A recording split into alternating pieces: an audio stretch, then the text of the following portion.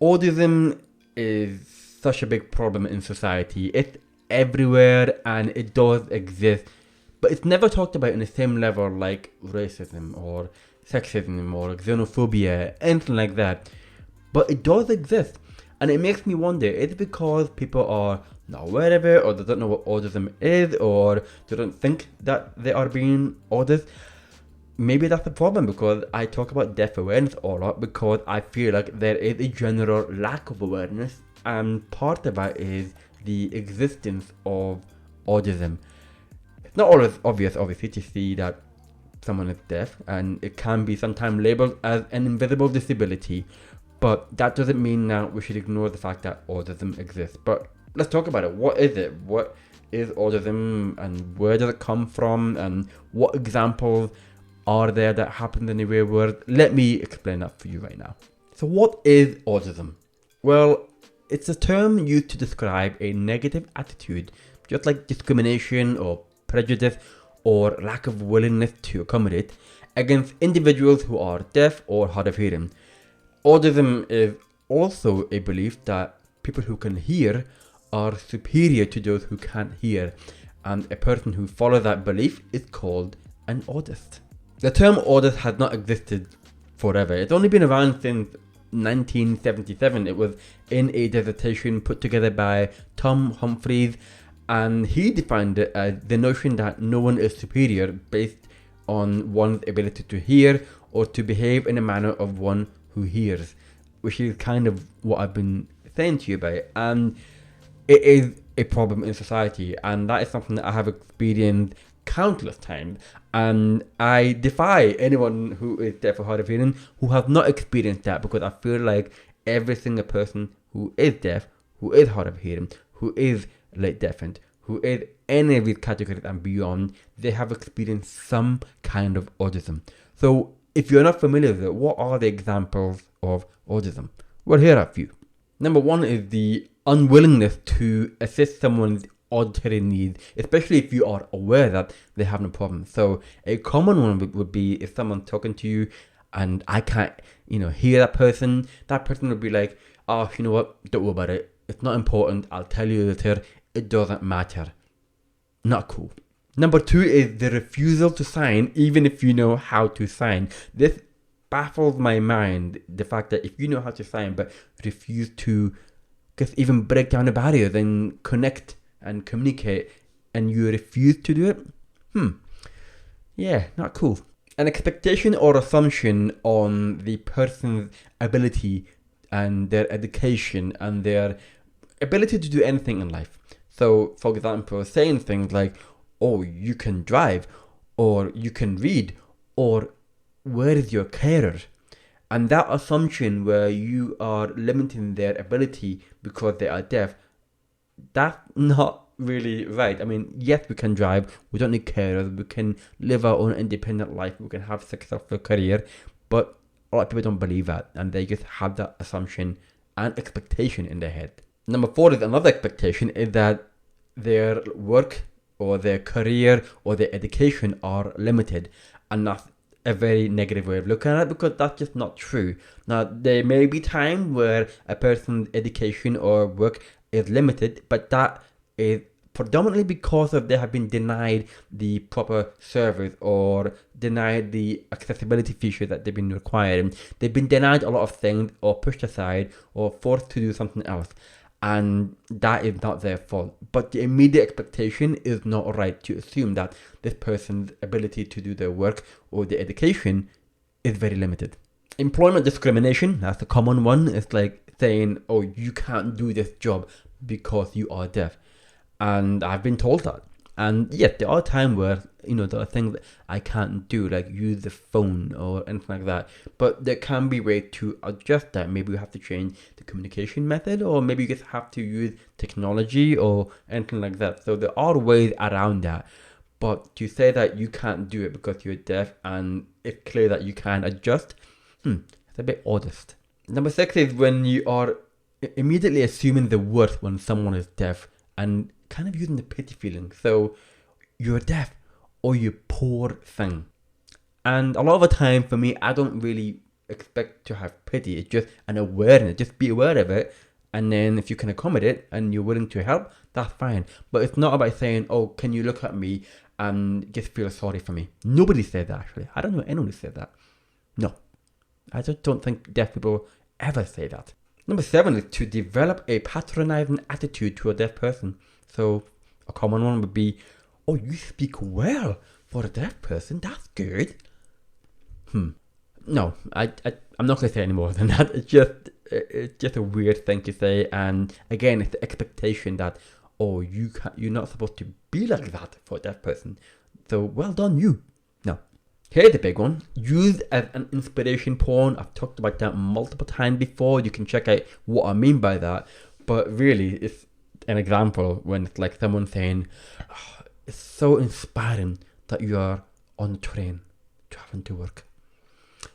All I'm doing is on a train traveling to work. I'm just doing a normal everyday thing. But yeah, but that's so inspiring.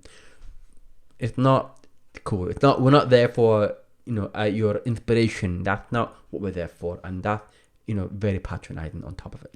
And then the final one, and it's kind of a serious problem, actually, that happens all the time. And that is enforcing the use of other languages instead of sign language, and just pushing the person to be in a hearing community only as well. And just don't think about sign language, don't think about deaf community, even if that can help on top of your day-to-day life. But that's a major problem, and it's been going on for decades, maybe centuries even, because that has been a problem from a long time ago. From a historical perspective, I will probably talk about that one day and explain more about that, but that is a problem in society. But that's the thing, people don't see it, and some people don't believe it either. And on top of that, people act superior, as in, I know better, I think you should do this, but they can be wrong. But just like any discrimination, intent has to be considered and must be thought of, because you can't just automatically assume that a person is Audist because they are not familiar with deafness or they're not aware of deaf awareness in general. That has to be taken into consideration when talking about autism. So I'm not immediately assuming that that person is Audist if they say something. You have to look at the bigger package. So this could be because of unfamiliarity with deaf culture, deaf community. It could be because of unawareness of deaf history, unawareness of sign language. These all can play a part, and I guess this is why I talk a lot about the topic on my YouTube channel, my podcast, my website. I talk about it a lot. As I said, I have experienced multiple autism behavior. Autistic? Is that a word? Autistic? I'm not even sure if autistic is a word, but I've experienced that a lot. And I can give you a few examples of the most common one I have experienced. Oh, I'll tell you later. Doesn't matter. That's a common thing. When I ask someone to say, can you repeat what you're saying? Or I can't hear them. Or it's somewhat like very noisy. But then they say, oh, don't worry about it. I'll tell you later. Doesn't matter. Not accommodating even when I express a desire and express my need for some help or accessibility or even suggestion to improve things for everyone, not just for me. And an example would be, right, we're in a noisy bar. Why don't we just have a chat and a drink outside, in an outside area and whatever?